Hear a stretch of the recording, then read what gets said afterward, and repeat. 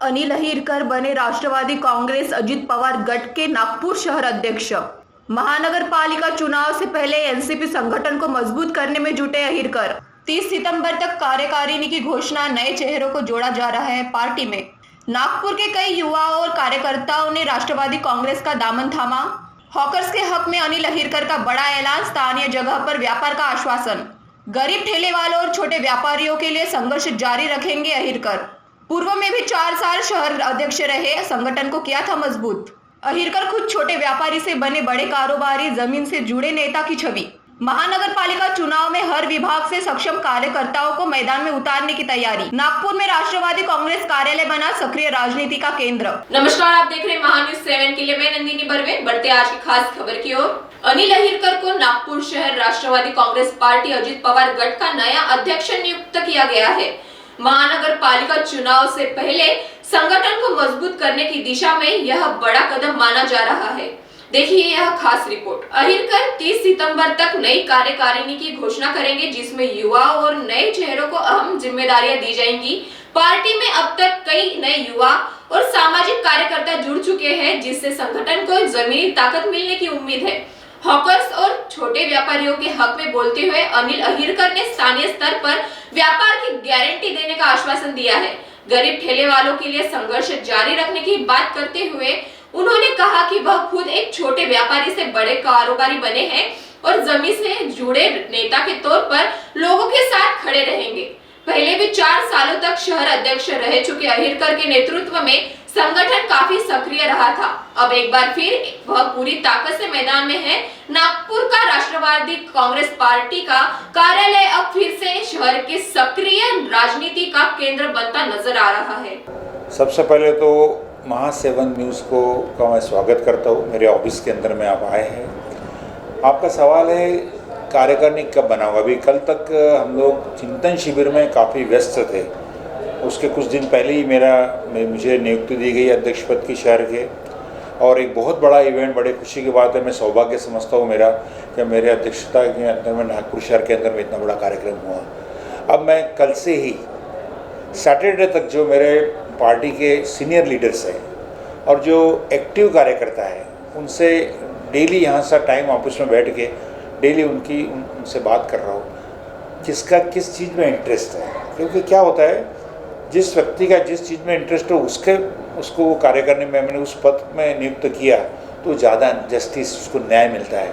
तो वो कोशिश मेरी सैटरडे तक है। सैटरडे तक मैं सबसे बात कर रहा हूँ और नेक्स्ट सैटरडे के बाद में जो समय आएगा, नवरात्र के बाद में, ये कार्यकारिणी नागपुर शहर की बहुत जल्दी घोषित करूँगा। हमारा सबसे पहले टारगेट अभी नागपुर महानगर पालिका है शहर की तरफ से।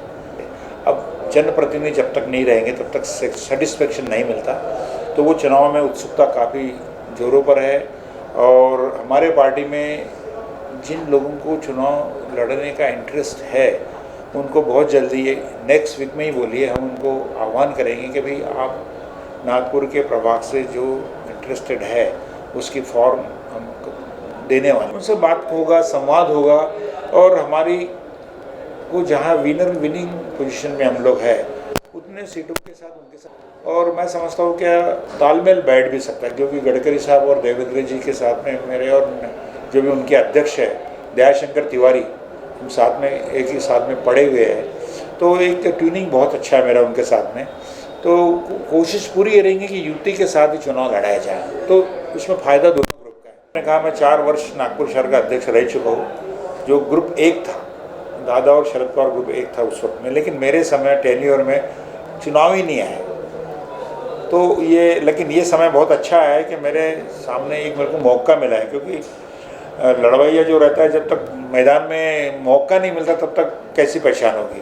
लेकिन अब मुझे मौका मिला है, तो इस बार मैं सारे पार्टियों से जो हमारी यूटी में हैं, महायुति में पार्टियाँ हैं, उनसे संवाद करूंगा।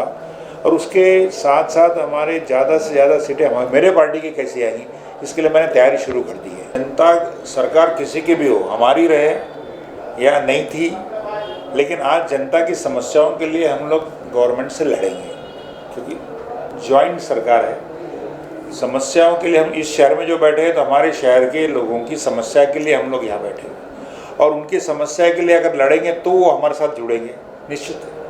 तो मैं इतने ऊपर नहीं देखता, मैं अपने शहर की बात करता हूँ। मेरे शहर में लोगों की जो समस्याएं, जनियन समस्याएं होंगी, उसके लिए गवर्नमेंट के साथ में हम लड़ाई मोल लेंगे। पाव भाजी वाला या छोटे शॉपकीपर से बेचारे वो नहीं कर सकते कमरा लेके धंधा, लेकिन उन्होंने, गवर्नमेंट ने उनकी जगह पहले उनको एम्प्लॉयमेंट मिलना चाहिए, उनका रोजगार चलना चाहिए, ऐसी व्यवस्था करने के बाद ही ये हरकतें करनी चाहिए उठाने की। वो ना करते हुए ब्रेड बटर के साथ अगर छिड़खानी अधिकारी करते हैं, बहुत करप्शन है इसमें भी। मेरे सामने बहुत सारी बातें हैं कि सामान उठा के लेके चले जाते हैं और फिर वहाँ जाओ तो फिर वो पैसे दे के वो उनको लाना पड़ता है। एक तो बेचारे अपने, अगर इस शहर के अंदर में ब्रेड बटर के लिए तुम काम नहीं करने दोगे लोगों को तो बहुत बुरी हालत होगी। और अभी ये सरकार जरूर है हमारी, लेकिन यहाँ ब्यूरोक्रेट ही बैठे हैं ना। अभी आने वाले महानगर पालिका में इतने नगर सेवक रहेंगे शहर के, तो वो दबाव बनाएंगे उनके ऊपर में। नागपुर शहर के अंदर में जितने भी ग्राउंड्स है या जितनी भी जगह गवर्नमेंट ने कॉलेज के लिए, स्कूल के लिए, ये प्राइवेट में दी डेवलपमेंट के लिए कि भाई, अभी मोहता साइंस कॉलेज की इतनी बड़ी सक्करदर में आप जगह देखो, स्पोर्टिंग कॉम्प्लेक्स में देखो, खाली जगह पड़ी है, उन्होंने दीवारें बना दी। तो बेचारे दीवार के बाजू में जो फ्रूट्स बेचने वाला, तुम्हारे छोटी मोटी खिलौने वगैरह जो रहते हैं, जो देखता हूँ तो वहाँ तो वो साइड में थोड़ी जगह लेके वहाँ पे खड़े हो जाते हैं। अब उसको आए दिन उठा के लेके जाते, लेकिन पर्पज़ यही रहता है कि उनसे कुछ उनको मिले। मेरी सरकार से गुजारिश रहेगी, आह्वान करता हूँ सरकार को कि उन्होंने 6-7 फुट 10 फुट जगह छोड़ के अगर अपनी वॉल बनाई और जो उनके हक की जगह है 6-10 फुट की, उसमें अगर ऐसे सिंपल ब्लॉक डाल दिया और एक शेड डाल दिया और दरवाजे बना दिए, तो इस शहर के अंदर में सैकड़ों लोगों को रोजगार मिलेगा। यूटी हमारी फैमिली है, लेकिन हमको जब मौका लगेगा, हमको लड़ना चाहिए तो हम अपने हक के लिए लड़ेंगे, बिल्कुल लड़ेंगे। और एक चीज़ कहता हूँ मैं, मेरी शुरुआत भी फुटपाथ के काम से हुई है। आफ्टर ग्रेजुएशन मैंने सोचा कि मैं एम्प्लॉयमेंट देने के लिए काम करूँगा। नौकरी मिल जाती थी 40-50 साल पहले, लेकिन मैंने चाय की टपरी लगा के काम शुरू किया। आज अंपायर खड़ा है, इतने लोग काम करते साथ में, वहाँ भी यही दर्द था। एक चीज़ कहना चाहता हूँ ब्यूरोक्रेट्स को, गल्फ कंट्रीज़ के अंदर में ऐसी हरकतें होने लग गई थी, जो आए उठाए जाते, एक ने पेट्रोल डाल के जला दिया खुद को, क्योंकि भूखे पेट मरने के बजाय ऐसे हो जाए, तो वो देश की सरकार बदल गई थी। वो याद होना चाहिए ब्यूरोक्रेट्स को, गरीब आदमी के पेट से खिलवाड़ नहीं होनी चाहिए। अब डेफिनेटली चर्चा करूंगा और लड़ूंगा, उनको बोलूंगा कि भूखे पेट रह के दिखाइए।